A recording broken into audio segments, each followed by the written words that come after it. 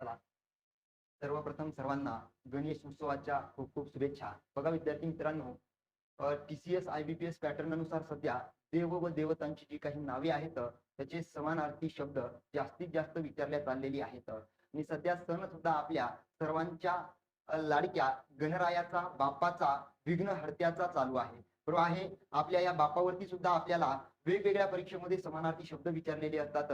तेच आपण या छोट्याशा व्हिडिओच्या माध्यमातून समजून घेऊया. बघा, गणपती आपण ज्याला म्हणून ओळखतो, गजानन, एकदंत, गिरिजात्मक, मयुरेश्वर, बल्लाळेश्वर, सिद्धिविनायक, गणाधिपती, गणराय, गणेश, गौरीनंदन, विघ्नहर्ता, गौरीसूत, विनायक, वक्रतुंड, लंबोदर, कृष्णा पिंगाक्ष. बघा, कृष्ण पिंगाक्ष नावाचा जो शब्द आहे हा कोणाचा समानार्थी आहे, तर आपल्या बाप्पाचा समानार्थी शब्द आहे. गजवक्र, विकट विनाशक, विघ्न राजेंद्र.